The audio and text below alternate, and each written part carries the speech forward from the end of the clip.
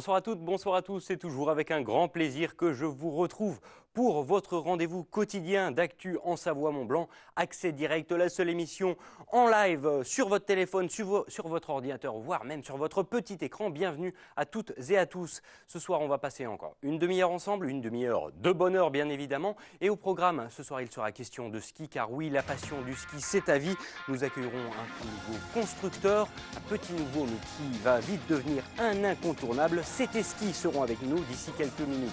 Et bien sûr, comme chaque jour, nous accueillerons une station de ski pour découvrir leur actualité. Ce soir, direction la Haute-Maurienne vanoise. Beaucoup de choses à dire sur ce territoire très vaste et très complet. Enfin, comme chaque mois, nous accueillerons des représentants des SPA locales. Aujourd'hui, c'est direction la Savoie et Robin Veudy, son président, qui sera avec nous sur ce plateau. Merci de nous rejoindre, bienvenue à toutes et à tous et on commence comme chaque jour avec les titres de l'actu qui vont être développés dans une demi-heure et ce soir, Victoria aux commandes. Bonsoir Victoria. Bonsoir Manu. Comment vas-tu? Très bien, et toi? Écoute, plutôt pas mal, milieu de semaine, la patate comme on aime. On est en forme. Avec toi ce soir, d'ici une petite demi-heure, on va parler du Mont Blanc qui veut devenir encore plus haut, ou en tout cas un des sommets les plus importants du globe. Et oui, puisqu'il veut rejoindre le patrimoine mondial de l'UNESCO, le dossier de candidature est en cours, alors ça va prendre plusieurs années, mais une conférence était organisée ce mardi à Martigny avec les autorités suisses, françaises et italiennes qui travaillent sur ce dossier. Et on commence à voir quelques images, mais David, ça va parler jouets. Effectivement, on parle de la collecte de jouets en Savoie, organisée par Savoie Récup. C'est la 6e année consécutive que l'association organise cette collecte, une belle initiative pour que Noël soit une fête pour tous. 18h30, c'est l'heure du JT, ne manquez pas, restez fidèles à 8 Mont Blanc et on va enchaîner tout de suite avec la revue de presse. Et toi, tu t'es intéressé ce soir aux éthylotests. Oui, alors ça avait un rapport plus ou moins proche avec ma revue de presse d'hier. Il a été un petit peu tronqué, oui. Voilà, sur le vin des glaces. Je voulais enchaîner avec cette mesure sur les éthylotests anti-démarrage.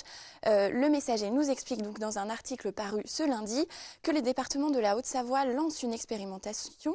Le préfet souhaite mettre en place effectivement un système d'éthylotest anti-démarrage pour particuliers à partir de 2019. Cela concernera les personnes arrêtées en état d'ébriété au volant. Elles pourraient en tout cas avoir le choix entre un jugement au tribunal.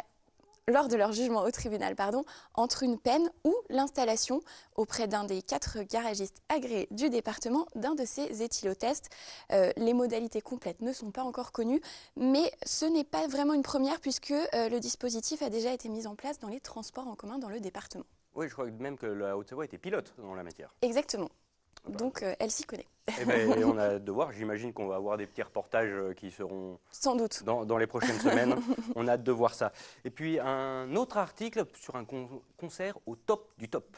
Oui, alors je l'avoue Manu, quand j'ai lu cet article, j'ai pensé à toi. Je me suis dit que ça pourrait t'intéresser, te faire plaisir. On part pour l'Ama d'Ablam. C'est bien ça? Tout à fait, 6800. Au Népal, si je ne me trompe pas, avec un article du Dauphiné Libéré, donc paru ce jour. Il raconte l'histoire effectivement d'un concert un peu particulier. C'est Philippe Génin qu'on voit sur cette photo, pianiste, chanteur, passionné de haute montagne. Il a déjà pu jouer sur bon nombre de grands sommets à travers le monde. Et en octobre dernier, il a ajouté un sommet à la liste de ses concerts, donc l'Ama d'Ablam, tu l'as dit, 6812 mètres exactement d'altitude. Ce monsieur est donc guide de haute montagne, mais aussi pianiste, chanteur, et lors de ses ascensions dans son sac à dos, il prend toujours avec lui son clavier. C'est peu commun, c'est assez lourd, ça prend un peu de place. Et près de 6 kilos surtout, donc c'est assez lourd. Mais le résultat est magique, on l'a vu, donc sur ce sommet, il a joué Imagine de John Lennon, All You Need Is Love des Beatles ou encore Hit the Road Jack de Ray Charles, des chansons qui sont là aussi pour faire passer un message d'amour et de paix. En 2019, il vise le Gasherbrum. Le Gasherbrum 2 pour être exact. C'est un 8000 d'ailleurs. Hein. Voilà. Il va monter encore plus haut.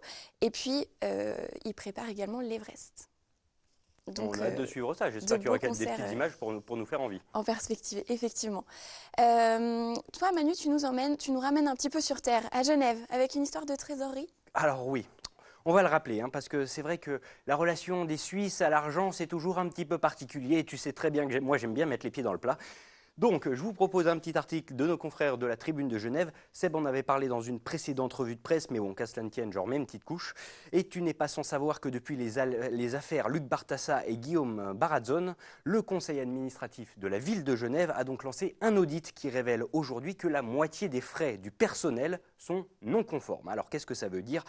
C'est des tickets, des justificatifs qui ont été perdus, des repas avec des personnes dont on ne veut pas révéler l'identité, des voyages en première classe sans autorisation, voire même des cadeaux d'anniversaire ou des pots de départ en retraite qui passent sur les cartes bleues professionnelles. Bref, un vrai nid de magouille qu'ont trouvé les services du conseil administratif genevois. Tout ça pour mettre en avant que le système de contrôle interne est jugé défaillant. Alors, j'ai envie de dire, ça paraît un petit peu logique, et de donner 17 recommandations à la mairie de Genève. Alors, la Suisse a beau être le pays des banques, moi ça me laisse un petit peu songeur, mais bon, le pompon de cette histoire va à cette dame, parce que oui, c'est la chef du service des bibliothèques de Genève qui a donc dépensé 24 000 francs suisses à des fins privées sur sa carte de bleu professionnelle ces 4 dernières années. Alors, des frais qu'elle remboursait quand même au cours des mois suivants. Mais bon, ça pose quand même de nombreuses questions. D'ailleurs, et c'est bien cette même personne qui a, au début d'année, portée par un sentiment de culpabilité, elle s'est dénoncée elle-même à sa hiérarchie, plaidant la négligence et la stupidité d'avoir payé indifféremment des achats publics et privés avec sa carte professionnelle et inversement. Et quand nos confrères de la Tribune lui posent la question, vous comprenez que ça puisse choquer l'opinion publique. La jeune femme se défend en relativisant et en expliquant que si on rapporte 24 000 francs suisses en 4 ans, ça fait que 500 francs par mois. Ouais, je vous laisse faire vos propres conclusions. Pour la petite histoire, cette fonctionnaire a quand même reçu un blâme de sa direction. Pas bien. Moi, ça m'a beaucoup fait rire en tout cas. Merci beaucoup Victoria. Merci, on se recroise Manu. tout à l'heure pour le rappel des Exactement. titres. Et on va tout de suite enchaîner avec nos premiers invités. Et quels invités j'accueille tout de suite sur ce plateau? C'est Eski. Mesdames, bonsoir. Bonsoir. Cécile Magnin, Carole Montillet, bonsoir. Bonsoir. C'est un plaisir Alors, de il y vous en a une qui avoir. installe et puis voilà. Voilà. On est venu un peu chargé. Hein. Non, Mais effectivement, c'est un produit qui est visuel. Donc si on vient les mains vides, ça marche pas. tout Vous à fait, n'allez pas mais je comprendre vois ce qu'on surtout fait qu'il en y en a fait. qui bossent et il y en a qui se posent. C'est ça, c'est toujours moi qui me pose en plus. Ça, c'est une vraie bosseuse. Alors, vous allez nous présenter justement des skis totalement personnalisables. Alors, c'est un tout nouveau concept. Bon, Carole, on ne te présente Tout nouveau, peut-être pas, mais en tout cas, nous, on va. C'est hyper pointu parce que nous, on fait tout. En fait, les gens ont la possibilité de faire une créa du sommet jusqu'en bas. Souvent, on propose en fait des fonds différents, on choisit. Voilà, nous, c'est Alors, full création. la société, elle est partie depuis combien de temps, du coup? Parce que Ça commence fait un petit an peu à tourner. qu'on a monté la société à 4 et toutes les deux, là, ça fait juste 38 ans qu'on se connaît en fait. Ça commence à faire. En fait, c'est parti de là, nous, notre histoire, parce qu'on faisait les premières compétitions de ski ensemble. Donc, on avait 7 ans, on s'entendait hyper bien. Et puis, alors, on a plein d'histoires hein, quand on se rappelle un peu notre jeunesse. Et il y en a une, en fait, on s'est dit, ça a peut-être été ça, en fait, le déclic. C'est qu'un jour, à une compétition, on s'est juste échangé les skis. Donc, au départ de la course, on n'a pas fait gaffe. Mais quand on est enfant, on est un peu stressé. Tous plus ou moins les mêmes, On a raté notre course toutes les deux. Et quand on est arrivé en bas, on s'est dit, j'ai pris des skis. Voilà. Et on s'est dit, on aurait dû faire un dessin sur nos skis pour les identifier, en fait. Et puis notre vie a continué en fait. Cécile a fait de la compétition, après elle est devenue monitrice. Moi j'ai continué la compétition jusqu'aux Jeux Olympiques. Voilà, donc moi ça a pris un petit peu plus longtemps. Cécile a toujours été sur les skis. Et puis on s'est toujours recroisés en fait. Elle a toujours été là dans les moments importants. Elle est monitrice à Val d'Isère. Donc quand j'ai gagné, tu étais là. Voilà. Quand je suis tombée à Turin, tu étais là aussi, exactement. Ouais. Sur les hauts et les bas. Et donc ça, c'est un peu le début de notre histoire. Et puis après, l'autre partie, c'est Cécile. Et donc, moi, j'étais sur les pistes et j'avais un client depuis très très longtemps, depuis plus de 25 ans, donc ça ne me rajeunit pas non plus, et qui me dit, écoute, Cécile, qui est turque, qui est passionnée de ski, qui skie très bien, et qui me dit, Cécile, je rêve d'avoir mes skis à moi, j'aimerais qu'on fasse ça. Et je lui dis, c'est bizarre que tu me dises ça, parce qu'en fait, c'était notre rêve avec Carole qu'on avait d'enfant. Il a dit, fonce, trouve quelque chose et fais. Alors du coup, j'ai appelé Carole, je lui ai dit, tu vois, voilà, ce qu'on voulait faire petite, va falloir qu'on s'y attelle. Et on s'y est attelé Donc on a et on est là. concrétisé et voilà, ça donne plein de possibilités en fait. Alors c'est génial, j'ai même plus à vous poser de questions, donc vous m'expliquez toute l'histoire. Moi, mais j'adore les invités comme ça, c'est génial. Vous pouvez embrayer. Hein. Et ben alors donc voilà, alors moi, les gens qui me connaissent savent que je suis très très narcissique. J'adore. Donc la première paire de skis que j'ai fait, c'est moi. C'est faux hein, quand même. Je me cache toujours un peu. Et quand on a fait des premières propositions en fait de qu'est-ce qu'on met sur les skis, parce que finalement c'est ça le plus dur. C'est de choisir ce qu'on met dessus. Alors, je me permets quand même la petite anecdote. On ne parle pas comme ça de ski où on va partir d'une page blanche. Vous avez quand même des modèles qui sont adaptés à peu près à chaque niveau de ski ou à chaque un petit peu... Toutes les deux, on est hyper exigeantes. Donc la société, on l'a montée il y a 1 an. Donc on a 1 an de recul. On a travaillé, on a fait... Cécile a beaucoup œuvré pour ça. Donc on a trouvé des fabricants, essayé du matériel. Parce que nous, on s'est dit, on part dans cette aventure, mais on veut des bons skis. On veut pas juste... L'histoire, c'est pas juste un décor sur un ski, en fait. C'est un ski technique. Cécile, elle skie tous les jours, 8 heures par jour. À chaque fois, je l'appelle le loup ski. Alors moi, je skie beaucoup aussi. Et moi, il me fallait un ski qui soit quand même technique, mais j'ai plus la force physique, j'ai moins de technique. Et moi, j'aime bien skier. J'ai eu des skis de compétition pendant 25 ans, donc j'arrive pas à skier avec un ski qui est trop léger, qui n'a pas de répondant et tout ça. Un bon ski, avec une belle décoration dessus.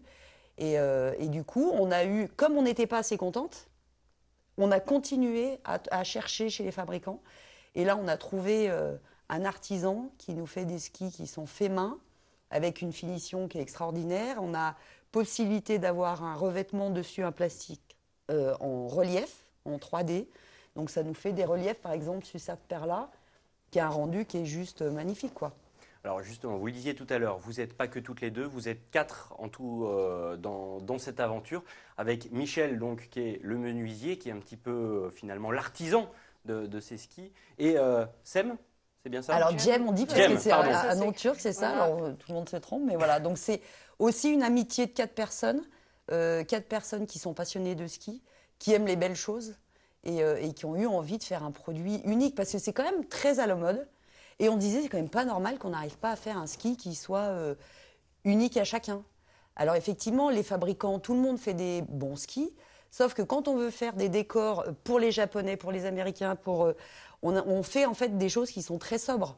Et nous, on avait envie de faire des choses qui sortent de l'ordinaire, en fait, ce que les gens ont envie.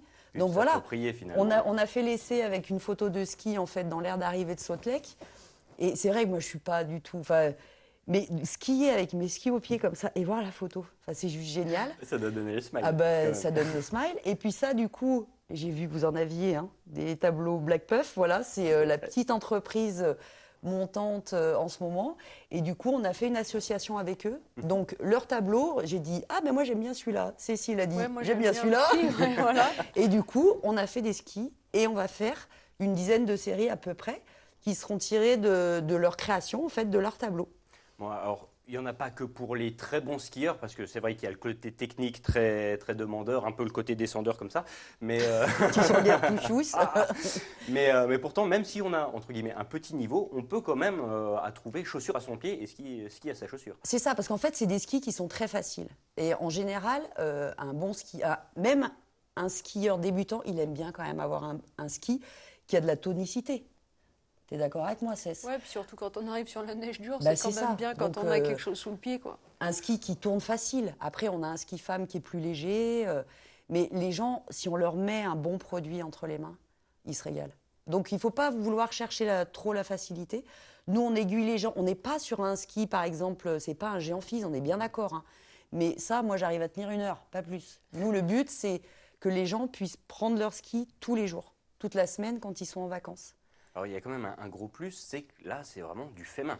C'est fait main. C'était vraiment important pour vous dans le cahier des charges, vous y teniez vraiment? C'est ça, donc il y a une vingtaine de paires qui sont sortent. faits chaque semaine, ouais. Voilà, et on est vraiment dans... Enfin, c'est une niche, on est quand même dans un produit d'exception.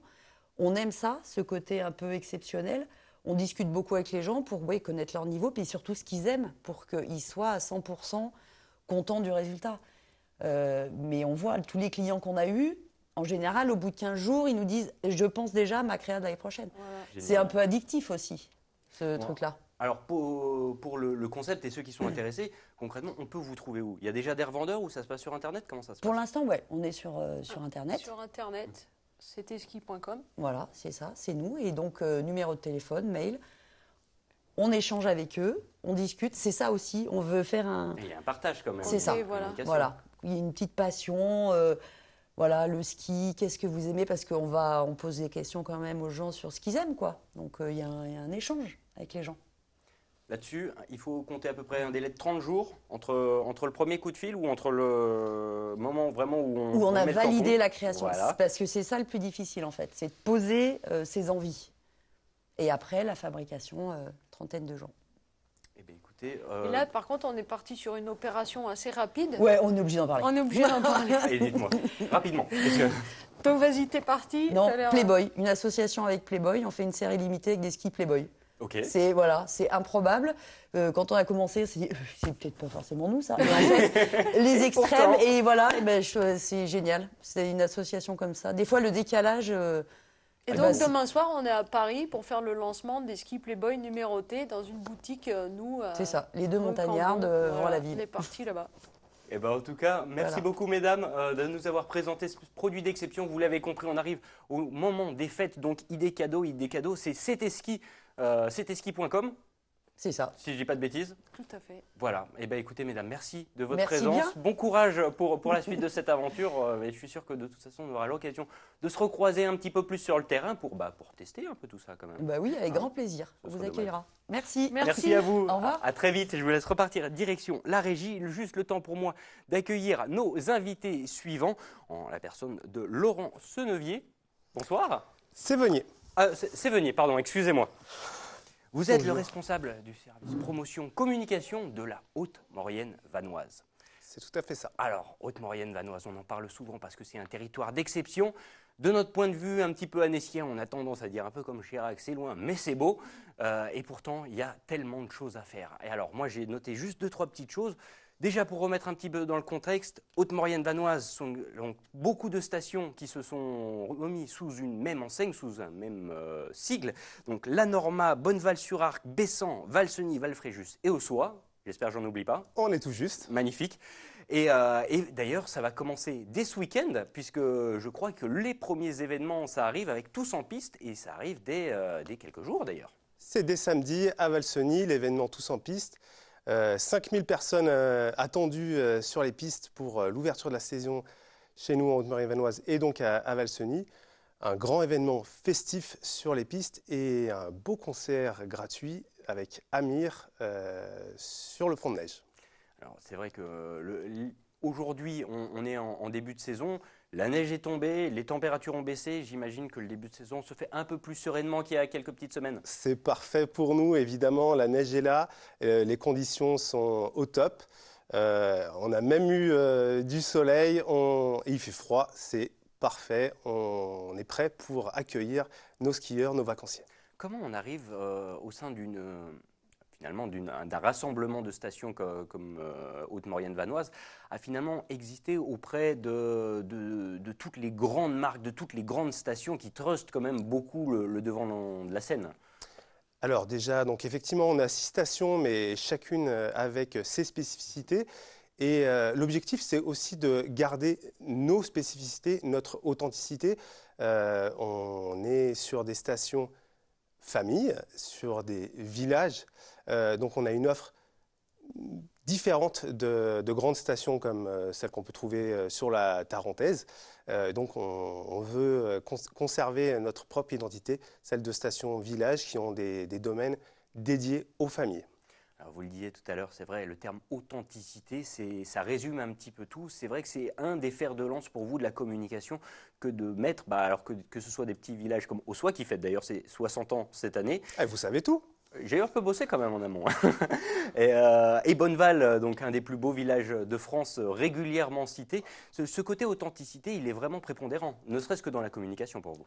Tout à fait. Alors, on a du grand ski, bien sûr, avec 300 km de ski alpin sur nos 6 stations, un domaine de Valseny, 125 km de piste. Mais on ne cherche pas à faire la course au kilomètre, justement. effectivement, cette authenticité, c'est ce qu'on met en avant, c'est nos villages, c'est nos toits en lauze, c'est nos clochers, c'est le parc national de la Vanoise qui est juste à côté de nos stations, juste en face. Donc quand on skie, avec on plusieurs villages cœur de parc. Tout à fait, Bonneval, Ossois, voilà, ce sont des villages d'exception qui permettent de donner ce supplément d'âme qu'on veut défendre chez nous en Haute-Maurienne vanoise. J'aime beaucoup l'expression supplément d'âme. D'ailleurs, c'est vrai que ces événements, ils participent un petit peu à la communication, à l'image. En l'occurrence, Tous en piste, c'est un événement qui fête donc, ce week-end sa 5e édition. S'il marche aussi fort, puisque, comme je vous l'ai dit, il y a 5000 personnes qui sont attendues ce week-end. On était parti sur la première édition à beaucoup moins. On a dû monter la jauge petit à petit parce qu'il n'y avait pas assez de place pour tout le monde. Si ça marche si fort, c'est parce que c'est l'investissement de toute une station, de l'ensemble des acteurs de la station. Tout le monde travaille main dans la main pour la réussite de ces événements, Tous en piste étant que le premier d'une longue liste. Alors justement, ça va continuer et avec quelques très très gros événements. Et un incontournable, j'ai envie de dire, de la Haute-Maurienne vanoise, c'est la Grande Odyssée Savoie-Mont-Blanc qui fait la part belle à la Haute-Maurienne vanoise cette année encore. Alors bien sûr, la Grande Odyssée Savoie-Mont-Blanc qui arrive encore une fois chez nous avec l'événement marquant de cette course de chien de traîneau. C'est la Mastart de Bessan. Après, bien sûr, elle est sur Ossois, elle est sur Valseny, elle est également sur Bonneval. C'est juste des paysages incroyables. Une mention spéciale aussi sur cette course à la base polaire du Mont-Cenis. Le Mont-Cenis, pour ceux qui ne connaissent pas, donc c'est 2000 mètres d'altitude, un grand plateau. C'est la frontière italienne. Et les chiens de traîneau vont rejoindre cette base polaire où est installé un campement. Ils passent la nuit dans des conditions difficiles comme on l'imagine. Bon, pour eux, c'est facile, hein, mais pour nous, c'est même pas imaginable. Et c'est l'occasion d'aller rencontrer à la fois les chiens et surtout les mushers, qui sont vraiment des personnages qui méritent d'être valorisés. Alors c'est vrai que le traîneau à chiens, c'est une institution dans votre territoire. D'ailleurs, il y a une Coupe du Monde qui est organisée. Alors ça, je tombe des nues parce qu'autant on a l'habitude de faire des reportages montagne, la Grande Odyssée, on est présent chaque année, mais autant ça, je tombe des nues. Comment ça s'est fait?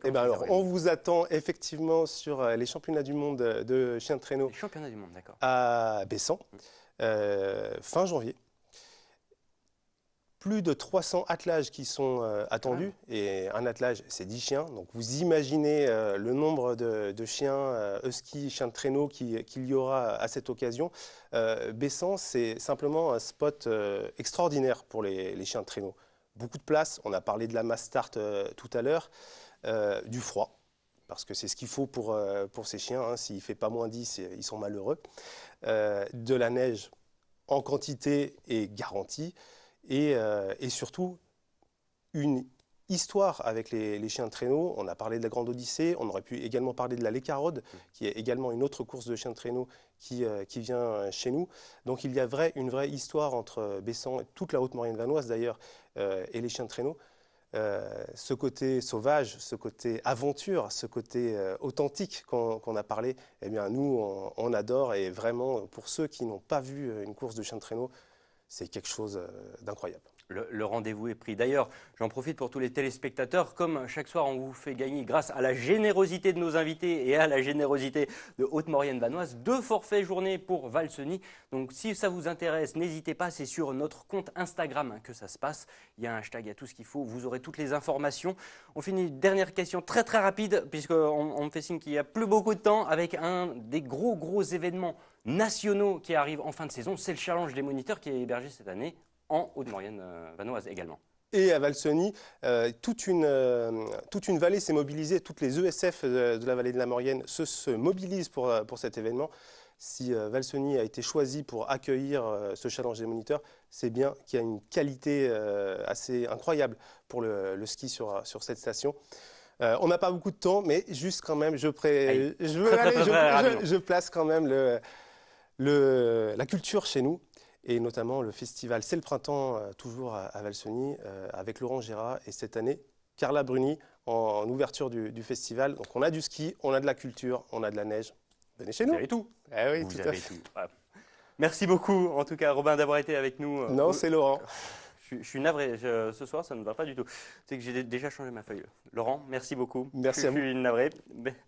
Bon courage pour la suite de la saison. J'imagine que c'est parti maintenant, ces dernières lignes droites avant le gros rush. Eh bien, ça commence samedi. Et ben voilà, on viendra vous voir de toute façon On compte par chez sur vous vous. pour On compte plein de sur vous. reportages. Merci beaucoup, je vous laisse repartir direction la régie et bonne soirée, à bientôt. Et j'accueille justement Robin. Robin Veudy, merci d'être avec nous. Bonsoir. Bonsoir. Alors, on vient comme chaque mois parler de la SPA. Vous êtes le président de la SPA de Savoie, donc basé à Chambéry, j'imagine. Absolument. Avec justement une des plus grosses structures du département. Et là, aujourd'hui, vous êtes venu avec Grignette, c'est bien ça? C'est cela. Alors, Grignette, elle a quand même une histoire un petit peu particulière. Oui. Alors, dites-moi tout. Alors, Alexandra va vous la conter, puis effectivement, on prendra le relais pour la suite et parler de la JPO. Hein. Avec grand plaisir. Alexandra, je te Alexandra, laisse la parole bonsoir. pour parler de Grignette. Bonsoir. Alors Grignette, c'est une minette qui a 5 ans, qui est arrivée au refuge en mars. Donc ça fait déjà 8 gros mois qu'elle est là. Elle est arrivée, elle était très maigre, elle avait un très gros ventre. Donc on a appris par la suite qu'elle avait des bébés morts dans le ventre. Donc elle a dû être opérée. Ça a failli lui coûter la vie d'ailleurs, parce qu'elle était vraiment pas bien. Après, elle a attrapé un gros coryza. Donc pareil, les mois de soins sont enchaînés. Puis après, elle est sortie de là et elle est allée en chatterie avec les autres. Du coup, après, comme les malheurs ne se sont pas terminés pour elle, le vétérinaire lui a décelé un cancer aux oreilles. Donc c'est pour ça que là, elle a les oreilles coupées, parce que l'opération est toute fraîche. Elle date d'il y a 10 jours, donc elle a encore les... C'est récent. Ouais, elle a l'air bien remise pourtant, hein. Oh, Elle a l'air ça à va. l'aise. Hein. Ah, ouais. Elle n'est pas stressée, ça va. Niveau caractère, c'est une minette qui est adorable. Elle est très câline, très très pot de colle. Elle adore être sur les genoux. Bah, voilà. Voilà, posé. Voilà, posée. Après, il faut savoir quand même que c'est une minette qui peut avoir du caractère. Donc c'est assez fréquent qu'elle se retourne, qu'elle morde. Après, nous, on pense que c'est le contexte du refuge qui fait qu'elle est comme ça. Le stress, les chiens qui aboient tout le temps, la vie avec d'autres chats. Donc dans une famille, ça devrait s'atténuer. Après, c'est des suppositions, mais on pense. Pour Grignette, il lui faudrait une famille en appartement ou en maison. Elle n'est pas difficile de ce côté-là. Ce serait bien qu'il n'y ait pas d'autres chats ou sinon des chats très indépendants parce qu'elle est très exclusive, elle veut qu'on s'occupe que d'elle, être la princesse de la famille. Les chiens, on ne sait pas trop, ses ententes avec les chiens. Donc c'est au cas par cas, là il faut qu'on voit selon les familles. Et les enfants, vu qu'elle a du caractère au refuge, on préférait qu'il n'y ait pas d'enfants au cas où, pour pas qu'il y ait de soucis, même si c'est une minette qui est adorable. Voilà. Ça se voit pas. Ça, pas du tout. Pas du tout. Grignette, c'est... Alors, on a besoin de vous, hein, téléspectateurs de 8 Mont Blanc. N'hésitez pas, il faut aller donc à la SPA de Savoie pour trouver un foyer à Grignette. D'ailleurs, j'en profite pour rappeler que Floc, que nous avions... Donc c'est Flaky. C'est Flac Flaky. Flaky, pardon, Nous avions la excusez-moi. dernière fois, non, c'est pas grave. Ah non, c'était pour la Haute-Savoie le Pardon. mois dernier. C'était Floc qui était venu nous voir, un petit chien justement, qui n'a également toujours pas trouvé de maître. Donc on le rappelle, n'hésitez pas, hein, les fêtes approchent et c'est vrai qu'il faut aller privilégier les refuges plutôt que des élevages ou quoi que ce soit. C'est vrai que la SPA de Savoie, alors grosse institution ouverte depuis 1982 et qui couvre... Sur ce site-là, je me permets de vous interrompre parce que sinon elle date de 1931. D'accord. On est un petit peu en contrebasse sur Bissy, dans Chambéry. Ok, Donc c'est une vieille dame. Hein. une très vieille dame même. Exactement. L'âge de raison ou... Ah oui, carrément.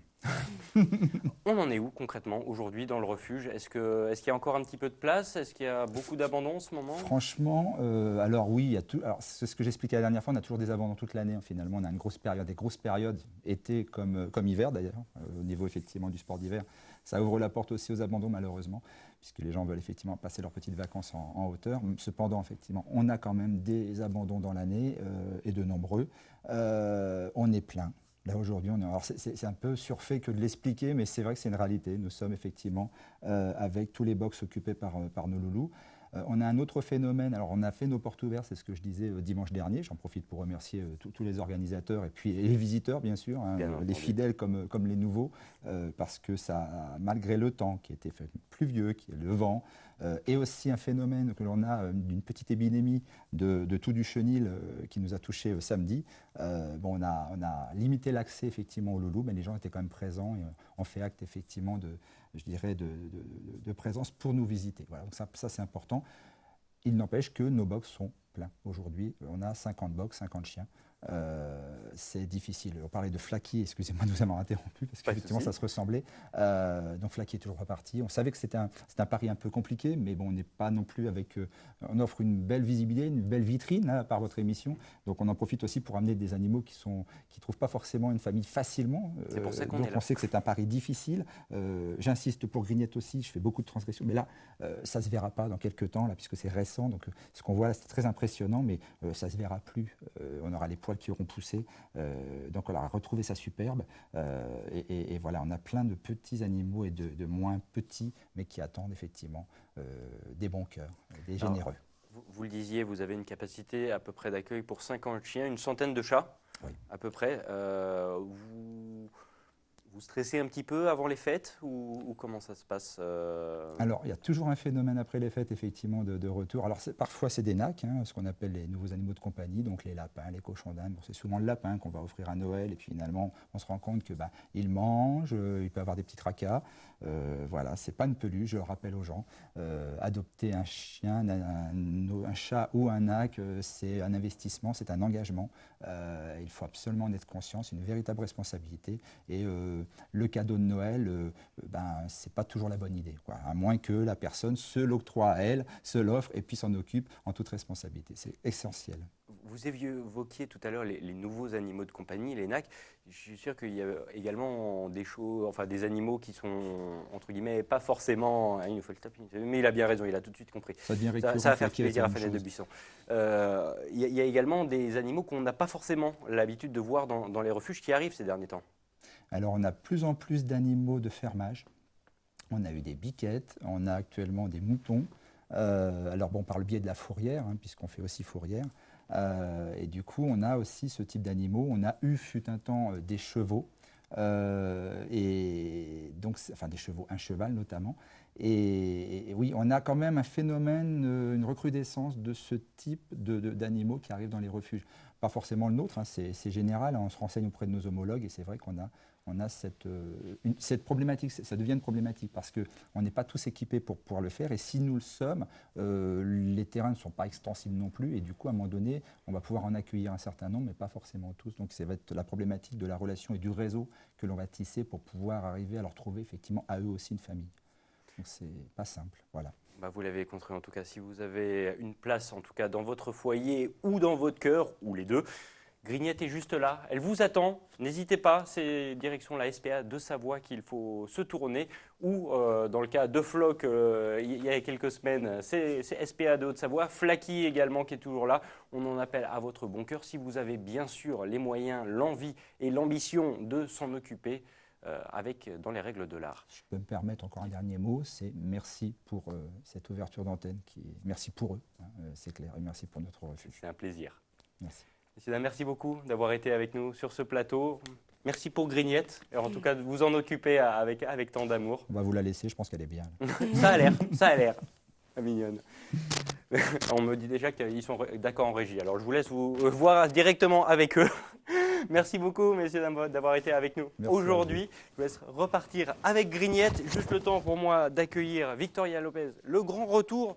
Victoria, pour le rappel des titres, avec toi ce soir, on va reparler du Mont Blanc. Oui, qui pourrait peut-être rentrer au patrimoine mondial de l'UNESCO. Le dossier est en cours, on fera le point. Et puis un autre reportage un peu plus... Dans le temps. Oui, c'est la fameuse collecte de jouets. On va s'intéresser à l'association Savoir Récup. C'est dans quelques minutes, c'est dans le journal télévisé, le journal d'actualité de 8 Mont Blanc. Restez fidèles au poste, juste après une page de pub. On revient tout de suite. À tout à l'heure.